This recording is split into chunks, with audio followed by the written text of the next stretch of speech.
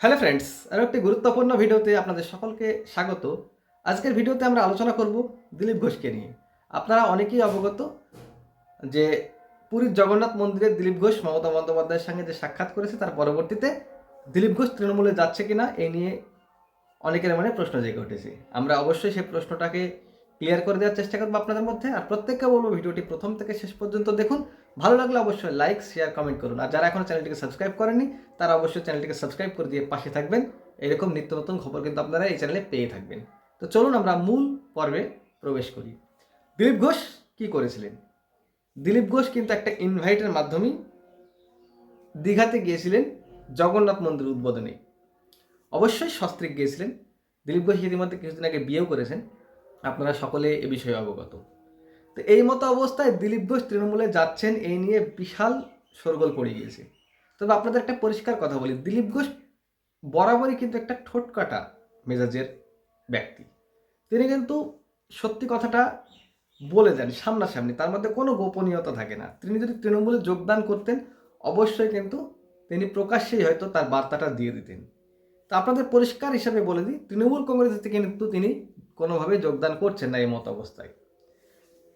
তিনি বিজেপির সাংসদ ছিলেন, তিনি বিজেপির বিধায়ক ছিলেন, তিনি বিজেপির রাজ্য সভাপতি ছিলেন, তিনি বিজেপির একসময় পশ্চিমবঙ্গের কর্ণধার ছিলেন বলা যেতে পারে। তার ক্ষমতা থাকাকালীন, অর্থাৎ তিনি রাজ্য সভাপতি থাকাকালীন তৃণমূলকে অনেকটাই ব্যাকফুটে যেতে হয়েছিল, অর্থাৎ বিজেপি কিন্তু অনেকটাই ফ্রন্ট ফুটে এসেছিল। আমরা দেখেছিলাম লোকসভা ভোটে তিনি কিন্তু সরাসরি 2টো আসন থেকে 18টা আসন লাভ করেছিল। বিজেপিতে তার যে প্রভাব, বিজেপিতে তার যে কারিশমা, সেটা কতখানি আমরা সকলেই অবগত। আমরা আজকে আলোচনা করছি দিলীপ ঘোষকে নিয়ে। কেন যে তৃণমূলে যাচ্ছে? দিলীপ ঘোষ হয়তো কিছু অপ্রিয় কথা বলেছে, হ্যাঁ অপ্রিয় সত্য কথা কিন্তু বলেছে। দিলীপ ঘোষ বলেছে যে আমি মন্দির উদ্বোধনে গিয়েছি, আমি কোনো রাজনীতি করতে যাইনি ওখানে। এটা আপনি একটু নিরপেক্ষ দৃষ্টিভঙ্গিতে দেখবেন, তাহলে কিন্তু তার কথাটা ঠিক। তবে একটা কথা ভুল, তিনি যে দলটা করেন সেই দলের কর্মী সেই কথাটা কোনোভাবে পছন্দ করতে পারেননি। অর্থাৎ আপনি যখন একটা দল করবেন তো তখন অবশ্যই আপনাকে কিন্তু চিন্তা করতে হবে যে আপনি একা কোনো দলে সাফল্য নিয়ে আসতে পারেন না, অবশ্যই আপনার পিছনে কর্মী জনগণ থাকতে হবে। তা আপনি যখন জনগণকে খেপিয়ে দেবেন বা জনগণের বিপক্ষে কথা বলবেন, জনগণের ভাবাবেগে আঘাত করবেন, তখন কিন্তু আপনার রাজনৈতিক ক্যারিয়ার বেশি দূর যাবে না। তো দিলীপ ঘোষ হয়তো সেটা করে ফেলেছে। দিলীপ ঘোষ অপ্রিয় সত্য কথা বলেছে, সেটা অবশ্যই বিজেপি কর্মীদের কাছে ভালো লাগেনি। তার জন্য দিলীপ ঘোষের বিরোধিতা শুরু হয়েছে এবং দিলীপ ঘোষকে তার দল থেকে কোনো রকম সাপোর্ট পাচ্ছেন না বা পাবেও না। কারণ আবারও বললাম, কর্মীদের ভাবাবেগে দিলীপ ঘোষ আঘাত করেছে। যেই দলটার বিরুদ্ধে কর্মীরা লড়াই করে সেই দলের নেত্রীর কাছে গিয়ে যদি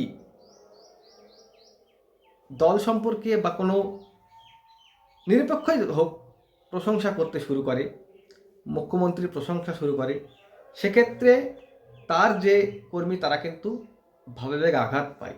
সেই জায়গা থেকে দিলীপ ঘোষ কথাটা কিন্তু ভুল বলেছে।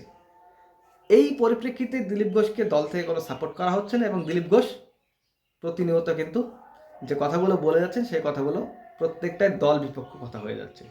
সুকান্ত মজুমদার থেকে শুরু করে শুভেন্দু অধিকারী সকলেই কিন্তু তার বিরোধী শুরু করে দিয়েছে। এমনকি আলোচনা শুরু হয়েছে দিলীপ ঘোষ 2021 সাল থেকে তৃণমূলের সঙ্গে আঁতাত রেখেছে, কিন্তু বিষয়টা তেমন না। দিলীপ ঘোষ একটা নিরপেক্ষ দৃষ্টিভঙ্গিতে কথা বলেছে, তিনি হয়তো আগপিস না ভেবেই কথাটা বলেছে। আপনাদের পরিষ্কার বলে দিচ্ছি, দিলীপ ঘোষ তৃণমূল কংগ্রেসে কোনোভাবে আসার সম্ভাবনা এই মুহূর্তে নেই।